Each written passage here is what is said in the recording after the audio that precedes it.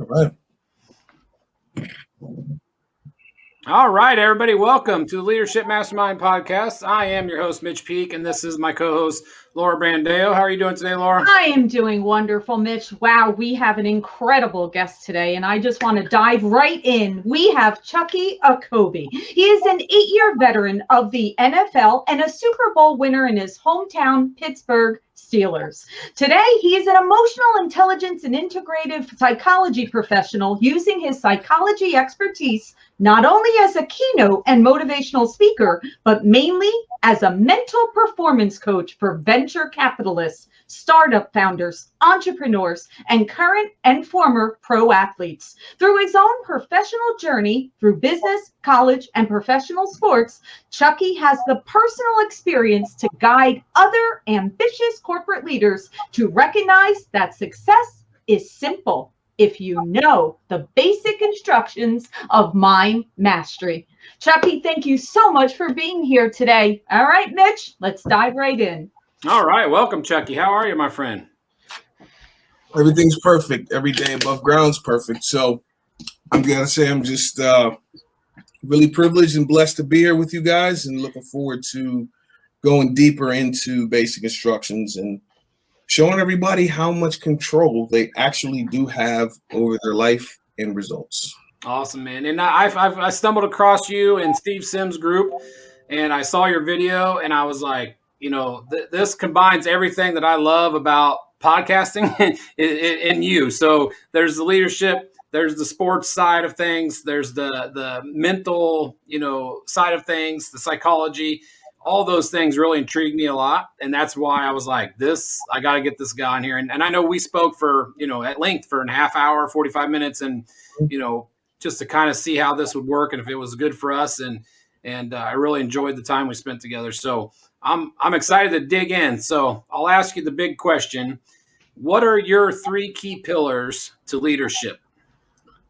Well, number 1, nobody is responsible for where you are in life, in business, in your relationships, even in your relationship with your higher power. If it's unsatisfactory, if you feel like things don't feel the way you want them to, that's on you. So that's the first rule, is everyone's responsible for their own happiness and the results in their life. Second one is, whatever's happened in the past that prevents you at that moment and back then when these things happen, they led you to feel less than positive. We all have disappointments, we all have losses, we all have traumas. Those things are not your judge, and they don't dictate what you're capable of in the future. Things happen, but they're not. The past does not dictate your future. So I would say that's the second one. The third one is, number 3 is kind of a little bit more involved, but I imagine we'll get deeper into it as we go along. Number 3, I would say, is knowledge is not power. Not power. Not power. Okay, so go ahead, elaborate on that. Let's start right there. So why is knowledge not power? Unless you apply it through action, it's nothing. Matter of fact, if you have the knowledge and you don't take action, in my opinion, you're the definition of stupid. Because if you know better, you should do better. And if you don't know better and you know better, then you've made a choice. And again, your lack of results is on you. And we know that growing up as children. My parents instilled that in me all the time. You know better. They look you dead in your eye and say, you know better. No, but There's no excuse. But to Chukky's point, he's saying it's one thing if you are ignorant to it, right? It's one thing if you're not educated on something. But once you actually know the information and you're knowledgeable about it, to not use it, that's on you. Right. It's really on you. It really is. And, to me, a lot of people, especially clients I deal with, they want to make positive changes in their lives. And, many people have been to therapy. If you're dealing with mental or emotional challenges, in our society, medication is pretty common and it has its place. Therapy and medication definitely have its place. However, if you're in a place where you've been attempting to get better using those resources and you're not, and you don't feel like it's working, or you don't feel like you're where you want to be, but you just keep doing that, that's a definition of insanity. Right. Yep. And so when we think about basic instructions and what I do, combining integrative psychology, some different neuro-linguistic applications, and also energetic things, that I've learned through studying ancient cultures, things that they used hundreds and thousands of years ago to actually deal with specific issues of mental blocks, emotional stress, and really combining a lot of these different modalities, if you will, to create the basic instructions model. And, a lot of times doing things, approaching them a little bit differently, you'll get clients saying things that really indicate that, are you ready to change, or do you think you know everything? Because if you think you know, you can't learn. The minute you say, well, but I know this, then you literally shut your brain down from letting any information in. And so that's a big thing, is recognizing that none of us know what we don't know. Mm-hmm. And that's really what it comes down to, is learning different ways to take control of your mind, your emotions, and your existence, whether it be in your career, your relationships, your health and fitness, or in your relationship with your higher power, whatever it is that is unsatisfactory to you. Remember, nobody's inside your mind, nobody's inside your heart but you. So if you want to fix it, that's on you. There are resources and practitioners, clinicians, medications, applications that are there to help. But if you're using this one or several and it's not getting you the result you want, come see me. Well, let's dive in a little bit to, your past and, how this came about, because you think, college football player, NFL football player, you don't necessarily think of the position that you are in as a, basic instructions, guy. So tell me a little bit about how that came about, how you discovered it and brought it, to others. I discovered it by working on being the best I could be at playing football. And so, it really just goes to show that anybody who has preconceived notions about what you believe athletes are, you don't know what you don't know. And so it probably makes sense to just quiet your mind and listen for a moment and let me explain. So, I only got one scholarship coming out of high school, and that was to Purdue University. Not a bad scholarship to get. However, Big Ten, baby. It's Big Ten, yes. Again, that's, I can see you're excited. You're a Big Ten guy. You're an Iowa guy, right? So you have what's called an internal representation of what you believe the Big Ten is. But that's not what I was experiencing when I got that scholarship. So recognize this. What I experienced was that nobody wanted me except one coach. Right. And so that, to me, wasn't so much of an issue when I was 17 and I went to Purdue originally in 1996. Now, after my first year, that one coach, the only coach on earth that thought I was any good, at least that's what I believed, he resigned. So I was in a position, I was totally panicked.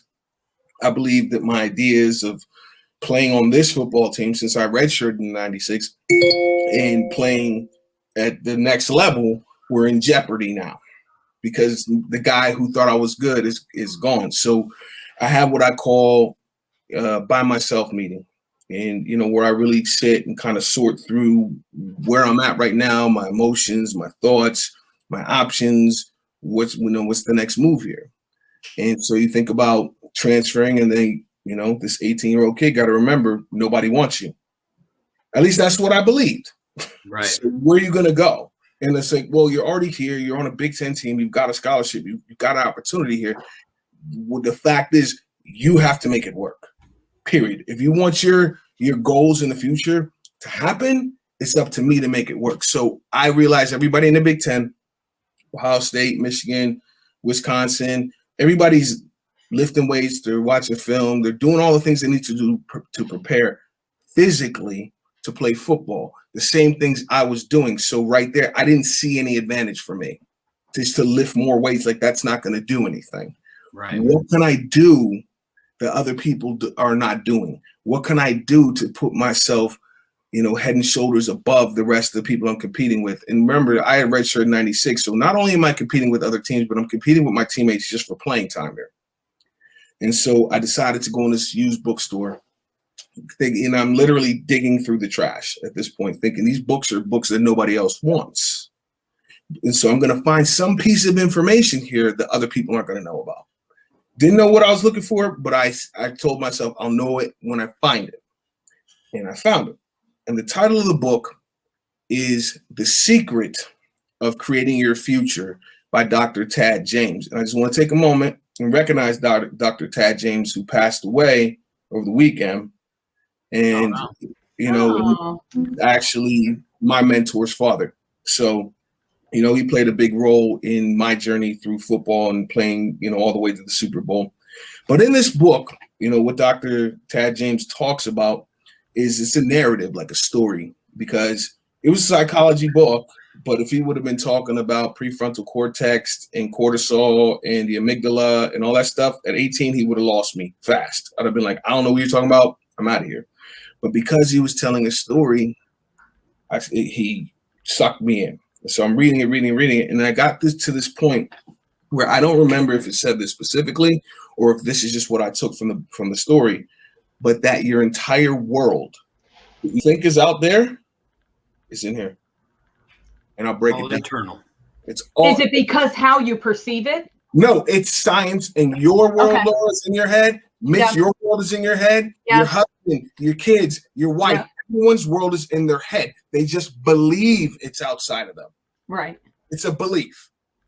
Now, let me break it down. There's only one way, and if I'm wrong, I encourage you to interrupt me, but I promise you won't. Here's the thing. The only way for us human beings to make sense of anything that's going on around us that's outside of our body, outside of our minds, outside of our hearts, there's only one way, and that's through the five senses. What I see, what I hear, what I smell, and what I taste, but most importantly, what I feel, kinesthetically or emotionally. So what it is we gather all of that information through our central nervous system, our physical body, the nerves that run through every inch of our physical existence. We collect this data. And what we do is we interpret it in the brain. And what that interpretation does, once you've taken all this data and you interpret it in the brain, because this whole process happens in a flash. Mm-hmm. You interpret it in the brain, you get what's called an internal representation of what you believe is out there based on the data you took in. So essentially, that picture, even as you look at the computer right now, you believe it's separate from you. What you're seeing in this moment is a picture in your mind based on the information you took in through your optic nerve. It's in here. And so where this really resonated with me at 18 was like, listen, I really want to control my fate. I want to control where I'm going. I know where I want to go. I know what I want to do. And this guy, Dr. Tad James, who at that point, I don't know, I looked at it, the book, he was somewhere in Hawaii. I don't know. This guy, he said something to me that just hit me. And I was like, you're telling me my entire world's in my mind. And through learning some of these techniques, like Dr. Tad James is the person who invented timeline therapy, a lot of EDMR, EFT, a lot of these, more progressive psychological applications. This is the guy who created it. Wow. And so I'm saying, like, if I learn what this guy's teaching, I can learn to control what's in my mind. Well, it's deductive reasoning. The decision I made at age 18 was, well, if my world's in my head, and with this stuff he's talking about, I can learn to control what's in my head, I can control my world. Yep. And your future. I was waiting for you guys to interrupt me, but I knew you wouldn't. Yeah. No, I mean, to really make it simple, right? Mm-hmm. It's like when you have not the best relationship with someone, right? And all of a sudden your phone rings and you see that person's name. And all of a sudden you start reacting to that, Yeah. right? But Yes. but again, we can control that. That's something in our mind, right? So we can perceive that not as, oh boy, it's Sue calling, I don't really like Sue, and I know Sue's going to be a problem, and this is going to be something that's going to get me riled up. So how do you deal with it, Chukky? Tell us. First of all, what you would gotta you do? it's real simple, because this is what I do every day. When you talk about, so let's go back to the example. Phone Okay. rings. Yep. I see a name on the phone that I took in through my optic nerve. Yep. And then something happens inside. I feel a certain way. That's the internal representation. You see? Yep. Now, why am I reacting? There's a difference between reaction and response. Why am I reacting to this visual stimuli this way internally? Right. Well, it's really simple, because when you see that name means something. So when you see the name, you see a face. Mm-hmm. And that face is attached to a number of memories of yours. And what you're feeling is whatever emotion that you decided not to let go. Yep. It's Right. literally this, in the simplest terms, look at it as a grudge you're holding against that name. Yep. All right. And so it's your emotions that you haven't let go. And so a lot of times letting go of emotions, it's simple, but that doesn't mean everyone knows how to do it. Right. So Well, it's like, that goes back to your number 2, your past traumas. Yeah. Relationships don't dictate your Tying future. in. they do not. They don't dictate anything. The one thing is funny, I like to tell stories and use metaphors as opposed to using a lot of scientific words, because they bore me. And so I don't want to bore you, because if I'm bored, I know you'll be bored listening. So here's the thing. You got to understand that every single experience you've ever had, not since birth, since conception, any experience that you've had, any emotion that you've ever felt, it's still in there. Even if you don't consciously remember it, it's still in there. And so what it is how do we make sense of what we believe is going to happen going forward is by referring to what happened in the past. Right. But the problem with that is, if I experience something in the past that is categorized by negative emotions, and there's only 5 negative emotions: anger, sadness, fear, hurt, and guilt. Any other words you use is going to fall under one of those headings. So like if I'm irritated or I'm annoyed, that's anger. It's just a very low grade anger. Makes sense. If I'm enraged, it's the same emotion, just at the other end of the spectrum. If I'm disappointed, it's sadness. If I feel bad for doing that, that's guilt. Yeah. There's only 5 of them. And so if that past memory is categorized by one or several of these emotions, then it's going to create a limitation as to what you believe is possible in the future. So like, for example, I've worked with people on looking to create commensurate relationships, women and men both. And sometimes, the past pain of what's happened in different relationships really it makes it so that they can't clearly see what's possible for them in the future. Right. So, for example, I'm thinking of a client here in Kansas City from about 2 years ago, and she's in her mid 40s and looking to, getting close to her mid 40s, looking to start a family and all the things that most people want. And I can definitely appreciate her sense of urgency because of where she was at on her journey. Yep. But what was really interesting to me was listening to her tell me the story. So there's 2 situations that she told me about. First, anytime we're talking about future relationship, you're going to hear about past relationships. And so I recall 4 different relationships she talked about. So guy 1 was a problem because of X. Guy 2 was a problem because of Y. Guy 3 was a problem because of Z. And guy 4 just ghosted me. I don't know what happened. Yep. And so that's the first one. The second one is the language she was using. And that she would say, I'm just tired of being alone. I'm sick of feeling like I'm lacking. I just don't want to be single anymore. Here's the problem. So instantly, just with those 2 things, I got the whole picture. I got the whole picture because you want this. You're saying that this happened and you can't figure out why getting this is so difficult. Two things at play here. Number one, you guys ever heard the notion that we only use 10% of our minds? You ever heard that? Right. BS. That's BS. We use 100% every last bit of it.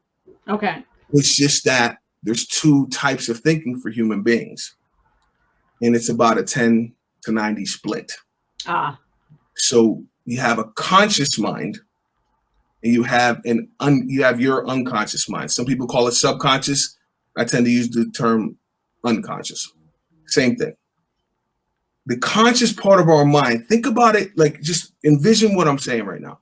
Imagine a little kid, for Laura might be a little girl, Mitch might be a little boy, right? Maybe about 4 years old, the world's brand new.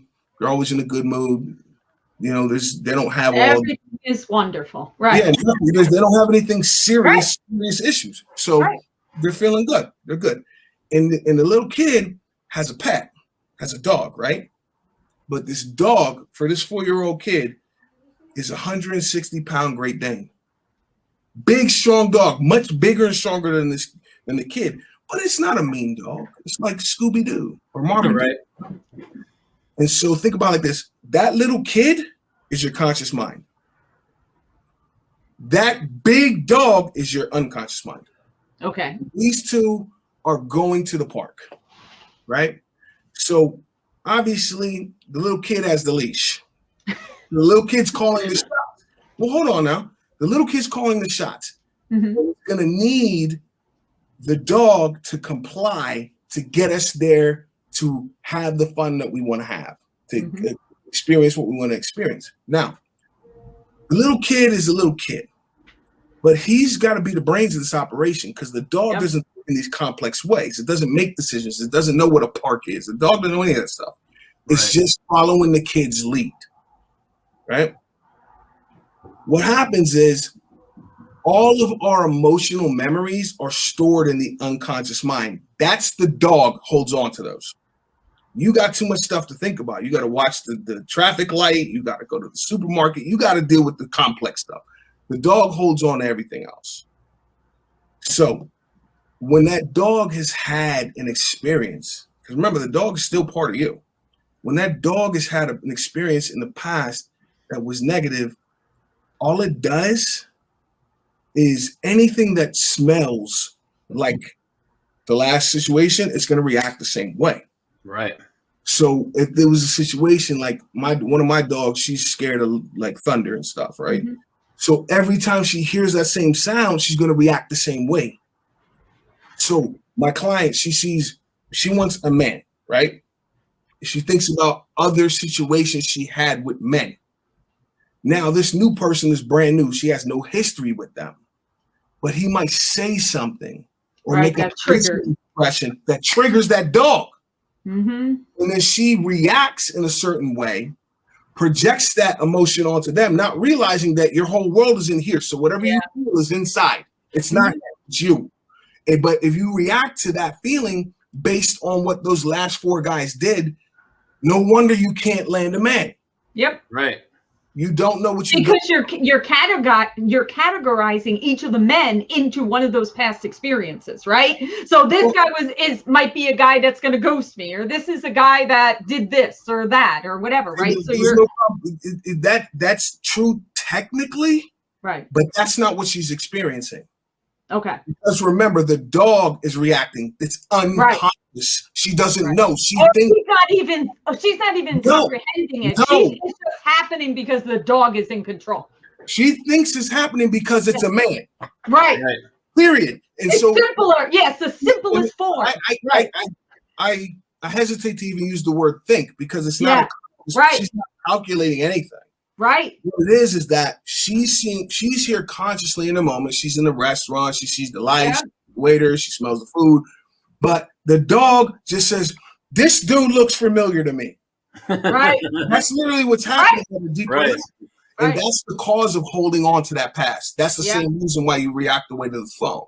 Yeah, it is. Exact same dynamic.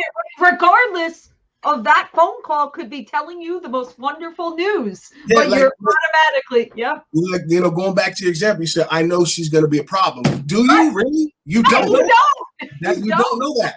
That's You right. don't know that. She could be calling you, say, hey, I won Publishers Clearinghouse. Remember when you were in elementary school and I said I would split it with you? I want to give you the money. And you sitting here ghosting her on the phone. That's right. because you haven't let go of the past baggage. Yep. So that's the first thing that comes into mind, that comes to play with this example. The second thing is the way we as human beings store our negative emotions in the unconscious mind. So right off the bat, imagine your unconscious mind is this long hallway. Sometimes I like to think of it like a college dorm. It's just these different rooms on either side of the hall, right? And this is the dorm where we store our emotional memories. So on this side of the hallway, each door's got a label on it, right? So this first one says happy. The next door down says grateful. The next door down, it says love, right? So what happens is every time in your entire existence you've ever felt this emotion that we call happy, from the first time you felt it as a baby to that first sip of coffee this morning, what the dog says, these seem the same. They feel the same, so we take those memories, no matter what it was, and they go in the happy room, in the unconscious. So that's where they stay. The next every time you feel grateful, goes in the grateful room. Every time you feel love, it goes in that love room. But here's the significance. There's no such thing as bad emotions. All emotions are good. You have positive and negative. The negative ones don't feel so good, but they're still good. And I'll get to that in a minute. So on this side of the hallway, I got a room that says anger. I was going to say, I'm afraid of the other side, Chukky. All right. What are the other doors? See, but you said you're afraid. Yeah, why? I am. Okay, I don't know, because I'm worried about what those words you're about to say over there. Well, why are you worried? See, I'm getting to that. All right, go. Let me finish. You'll understand why you're afraid right now. All right, tell me. Inappropriately scared. There's nothing to be about. So here we got the anger room. Next room to that is fear. Next room to that, guilt. So every time I feel this emotion called anger, from going back to when I was a baby and someone took my toy away for the first time, and I felt this thing, I didn't know what it was. That's true anger right there, Chukky. Right. Again, stay with me. Let me finish, because I need you to follow me on this. Because this is going to blow your mind. It's going to make you question everything in your life that's dissatisfying. Listen to what I'm saying. Anger. Next room's fear. Next room's guilt. Every time I feel this anger, someone took my toy away, or somebody cut me off this morning on the highway. The dog says, same thing. Boom. Anger goes in the anger room. Fear goes in the fear room. Guilt goes in the guilt room. Here's the significance. Whichever room, doesn't matter what side of the hall, whichever room you're holding the most stuff in creates what I call an emotional filter through which you see your entire world. It makes sense. So check this out. Mm-hmm. That filter is like, if I look out the window right here, I can see the tree. I see the leaves starting to grow. I can see the grass. I can see the sky, the clouds. I can even see the window pane itself. You know what I can't see? The glass. Mm-hmm. And that glass is your emotional filter. Right. So you think you know, but you don't know what you don't know. Because remember, it's in the unconscious. You think you know. So when you look at that name on the phone, you're looking at it through the filter of your anger. Mm-hmm. And so all of your decisions, we are unreliable narrators of our own life.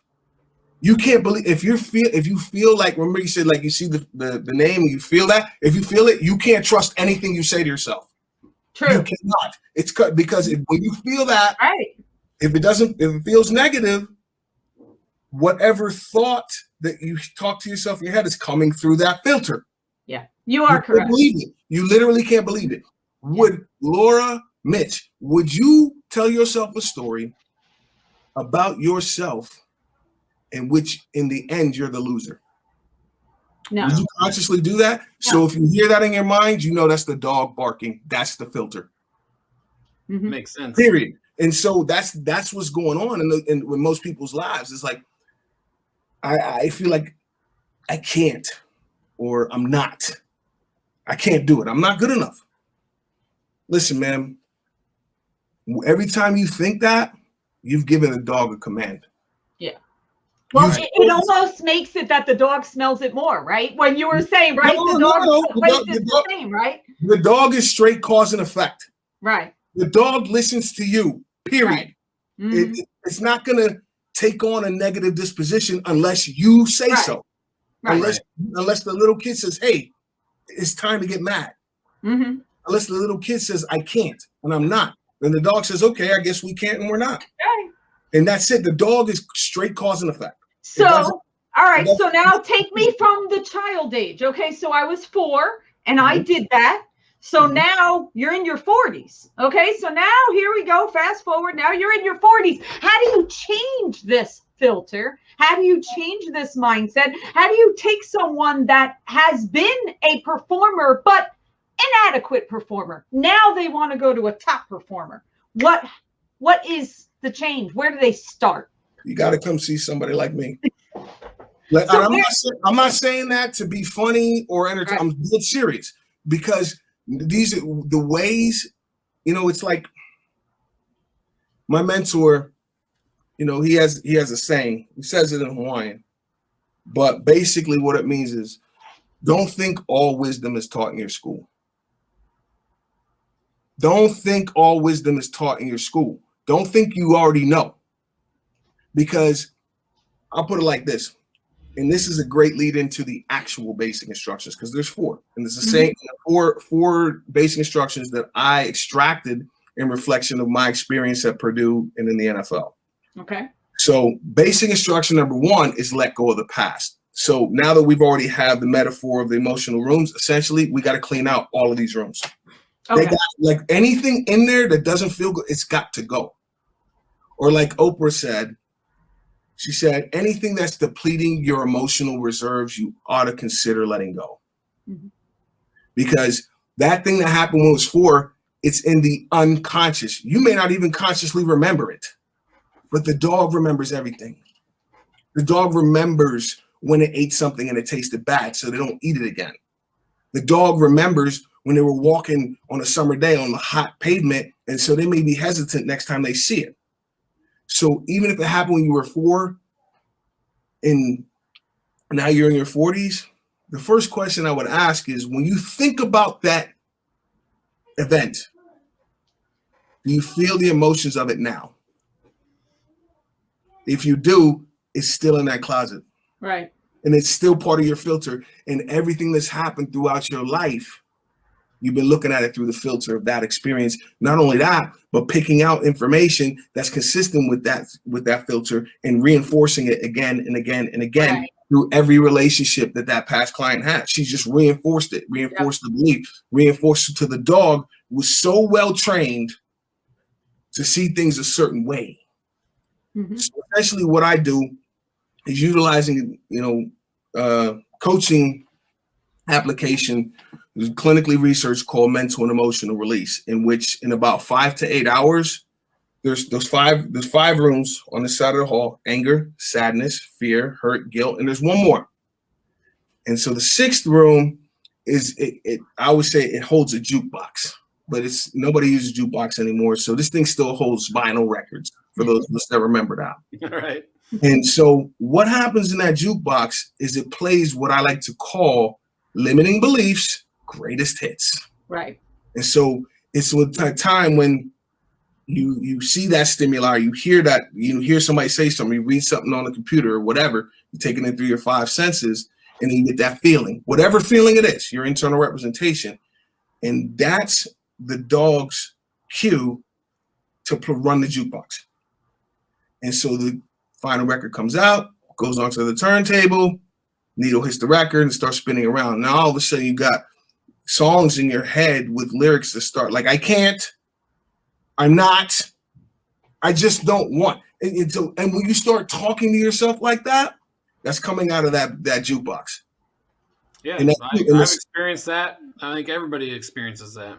Yes, but nobody does anything. They accept it and believe that's the way life is, and that's why you're unhappy. Because you have not decided to be happy. You keep playing that record and keep playing that record and keep playing that record. And the dog believes it's the truth because you keep playing the record. And so here's the thing. What I do with mental and emotional release is we're going to clean out all these rooms, not just a little bit, 5 to 8 hours over the course of 2 consecutive days. And I will clean out anything that's bothering you from your entire life. That record will never play again. It's going to be like that episode in Office Space when they took the fax machine out. Right. That's what I do. Like, no, because here's the thing. Anything that's in these rooms over here that's not serving you, there's no reason to hold on to it. Mm-hmm. It's not helping you. So, like, I'm looking for something on my desk here. Oh, there it is. So every time something negative in the past happens, like when you were 4 or when you were in high school or your last marriage, whatever it is, every time you feel a negative emotion, collect a negative memory, you collect what I like to call a black bag, right? So, nobody wants to play with me in nursery school, black bag. You take a black bag, throw it in one of those rooms. So you get picked last for dodgeball in gym class in elementary school, black bag.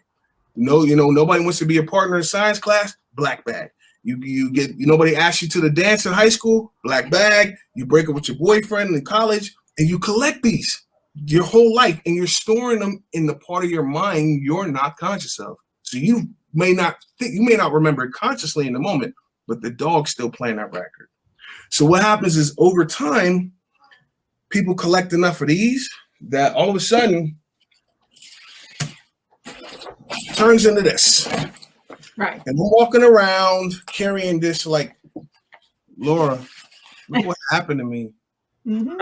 And on your back, right? On your back. This is so heavy, Mitch. This is so heavy. You're not even helping me. Yep. And you're looking at me like, just put it down. But I'm like, this is who I am. No. Basic instruction number 1, let go. Let the baggage go. Yeah. And to me, it's like a lot of times, because we've had so many repetitions of the record, we spend so many years believing we can't and we're not, that we can't even envision how to change it. But can I ask you a question? And I deal with I'm the head of a lot of women's groups within our industry. And I have found, I'm just curious in your opinion, right? Do you find it's even harder for women to let it go than men? I'm just curious in your personal, it's equal, it's the same. Because I have these discussions a lot with women, and it's certainly resonating with me, everything that you're saying. And I was just curious, do men have an easier time letting it go, or is it equal? I would say men or I've worked with probably more women than men. Right. And men tend to be about that much. Women are about that much better than men. Okay. Letting go. And so it's like look at just the way you phrased the question. I just want to point something out. It's not to challenge your question, but you said, do women have an easier time? That's a generalization. Everybody's different. Right. Like you literally can't, any generalization say women are like this, men are like this, black people like this, white people like this. Yeah. I will find you 10 exceptions every time. So the thing is, it's about going into those discussions from my standpoint. I can't tell you how to do your job, but from my standpoint, it's going in there like it's what Alan Watts calls know nothing, not no N-O, K-N-O-W, nothing. Like I'm just listening. Mm-hmm. And no matter what they say, no matter how outrageous it is, I don't judge. Mm-hmm. Because this person wants help. Whatever it is they did or doing or don't, of course. I don't care. It's just to me, it's like whatever beliefs they have, whatever baggage, it's just a record. Give me that record. I'm gonna smash it, douse it in lighter fluid, throw a match on it, and then pee on it. And I don't care. We're not playing this record anymore. Yep. And so the first thing, male, female, black, white, candy, stripe, I don't care. The first thing you have to decide is I don't want to hear this anymore. Yep. The first decision. Then as far as knowing how to let it go, what I do is I give you basic instructions so that you can let it go. Remember, there's no Wizard of Oz, so I can't fix you. I can't just give you a heart or give you a brain or give you courage. But what I can do is if you want to clean these rooms out, follow my basic instructions, and this is going to happen fast. And I have a question for you. Go for it. So let's go back into your rooms and back into your days in college and tell me what memory or what happened to you that created you to want to become a leader. Because that's what leadership is all, or this podcast is all about leadership. Like, where do leaders find themselves? Where do we find leaders? Who said what to you, or what happened to you that made you think that you are a leader and that you want to be what you're doing right now and helping others? Nobody told me anything that made me want to do what I do. My passion for basic instructions is from discovering how to control my own mind. And so, to me, controlling my own mind back in college, it brought me a lot of positive results, the specific results that I wanted. It just so happened that I was playing football. If I wanted to be an engineer or an astronaut, which people go to Purdue to do, then I might have wanted something different. But it just so happened that this is exactly what I wanted. So, after I discovered Dr. Tad James, and back in 1996, 97, I began applying it on my own, a lot of these concepts, and it kind of sent me down a rabbit hole, on the internet and reading other books and all kinds of other stuff, learning to control this thing. And it got me the results I wanted. Matter of fact, you go 1997, Joe Tiller came to Purdue. It was his first year, and I was the only freshman starter on that roster. A team that came in second place in the Big Ten that year, and it just finished 13 consecutive losing seasons. So he was the coach of the year that year, and I was the only freshman starter on that team. A freshman class that included somebody you might have heard of, in Drew Brees. He started 3 years. I started 4, and we got drafted together. Of course, he got drafted higher and did a lot more in football. But always remember, I started 4, he started 3. Right. That's my guy. I can't say nothing bad about Drew. But what I'm saying is that was the difference, is that I took control. To me, it's like everyone's always looking for somebody to inspire them. You need to decide that you want this result as bad as you want to breathe. And if you want it that bad, and you make the decision that I'll do whatever I got to do to make this happen. Anything that's ecological responsible. I don't want to hurt anybody. But anything I can do to make this happen, I made the decision well before I even got to Purdue that I'll do it. Just tell me what to do. Just let me find the answers. If I don't have, I grew up, my dad left when I was about 7. So I will find father figures. I'm going to find the answers myself. The issue with most of the people in this world is they're always pointing the finger. They're always pointing a finger as to what they need that they don't have, or it's somebody or some other circumstance's fault that they don't have what they want. So here's the thing. My mentor is Dr. Matt James, which is Dr. Tad James's son. My best friend in high school once told me, anytime you point the finger, there's 3 pointing back at you. And I thought that was so profound, held on to it for years. And about 3 years ago, I said this to Dr. Matt James, and thinking I was going to get some props, for saying something really enlightening, thinking I'm going to look really good in front of my mentor. And he just looked at me and started laughing and shaking his head. And he said, "That's true. I'm going to take it up a notch." So I'm like, oh, man, what did I say? Like, what is this guy about to say? So he says, listen, anytime you point to something outside of yourself as to why you don't have what you want, or you're not being who you want to be, or you're not doing what you want to do, you say it's the government's fault. Whoever's in some color house on the East Coast, it's my ex's fault. It's my boss's fault. It's COVID's fault. It's his or her fault. What you're really saying is, you control me. Yeah, it makes sense. Until you decide to take 100% responsibility for everything you're being, doing, and having in your life, you will continue to suffer. As long as you keep doing this, you will continue to suffer. I love that, man. And we're getting close to time, so I want to ask you this, one question for sure.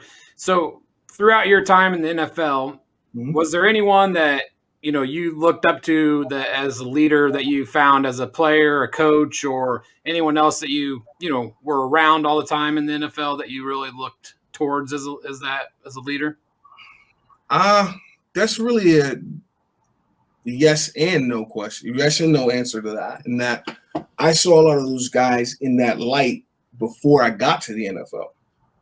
But when I got to the NFL, I had just come off of a successful college career, 4 bowl games, 4 winning seasons, 4 years starting, played in the All-Star game, went to the Combine, played in the Rose Bowl, did all these things. And all of that was a result of me looking to me. So by the time I got to the NFL, part of me kind of assumed that the guys that I looked up to already did that. I didn't ask. I just kind of fell in line. And so to me, it was like learning to really construct my own self, my own persona. So when I work with clients, it's what I call an avatar. Like, who are you as a player? Right. Growing up, the guys I really looked up to, Rod Woodson, another Purdue alumni, Mike Allstott, another Purdue alumni, and guys like that, the guys I just really, really enjoyed watching them play and wanted to be great like them. Didn't play those positions, but wanted to have the type of success and make the kind of impact that they did too. Now, I played with a lot of guys in the NFL that I have nothing but the utmost respect for. Some of those guys are going to the Hall of Fame this year. Guys like Troy Polamalu, guys like Alan Faneca. Obviously the bus is already there, played with Jerome Bettis for 5 years. And guys who not only were excellent athletes, but, was the way they conducted themselves in their lives. And, because there's no separation between whoever you think you are as a professional and who you are in other areas of life. The way you do anything is the way you do everything. Because even in college, the guys who are skipping class and whatnot, when you turn on that practice film, you turn on the game film, it's the same guys missing assignments. Same dude. Right. Yeah. So it's really looking at, guys and the way that they live their lives and the success that they're having. And you look to model them in a lot of ways, which I did. I felt like I did naturally.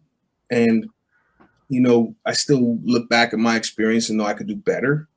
And instead of just feeling regret about what I did do or didn't do, it's like, no, help people to not make the same mistakes I made as a teenager, same mistakes I made in college, same mistakes I made in the pros, because just because I won the Super Bowl and played all that time doesn't necessarily mean I did everything perfect. And so, I can correct things going forward, but you can never go back and undo it. So. Right. Awesome. All right, Chukky, how can people learn more? How can they connect with you? And how can, they find out more about your program? Basicinstructions.com. Make sure it's plural with an S at the end. Instructions, basicinstructions.com.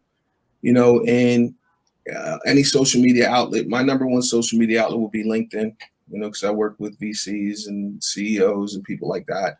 And so, LinkedIn, Facebook, all those places are places you can get in contact with me and learn more about Basic Instructions. The thing is, if there's some area of your life where you feel like you're stuck, I'm not. You sound like the Tin Man, the Lion, and the Scarecrow. And you remember that movie because those characters weren't real. It was all in their head. It was a dream. So if you feeling like, damn, I could really use some quiet in here. I need to get rid of this cowardly lion. You need to talk to somebody like me, or maybe me specifically. Basicinstructions.com. Clear all that out. Anything that's bothering you. A lot of people I've helped. Had a client 2 years ago here in Kansas City who had a phobia from when she was 6. She was about 70 years old. Wow. And the phobia came from, this is Kansas. Her house was hit by a tornado while they were in it. So that can cause a phobia. And she had this for over 60 years. We got rid of it in 15 minutes. Like, it's just that if you keep doing things the same way, you're going to keep getting the same result. And so a lot of times people think about doing something physically, but no, your thought process is you have habits. Yeah, people don't understand how powerful the mind is. Most powerful. Using it to your advantage, or a lot of people using it to their disadvantage, unfortunately. Yes. Remember the dynamic between the kid and the dog. Yeah. Is how well have you trained your dog? Yep. Love it. It's been great, man. Like I said, I really enjoyed this type of chat, about the mental side of things. I think that's the one thing that people don't tap into. People are always talking about lifting weights and how to better their lives, but there's too many people that are untouched when it comes to the mental stuff. So it's a big help. Absolutely. And as an athlete, I can tell you beyond a shadow of a doubt, whatever you do with your body, running, lifting, hitting somebody, the mind commands, the body obeys. Right. So if your mind's not right, I don't care what you do physically. No matter. Awesome. Well, thanks a lot, Chukky, for joining us, and appreciate everybody for tuning in. You got anything else, Laura? Nope, that was awesome. Thank you, Chukky. We learned so much. All right, well, you guys, thanks for having me. I'll see you on the flip side.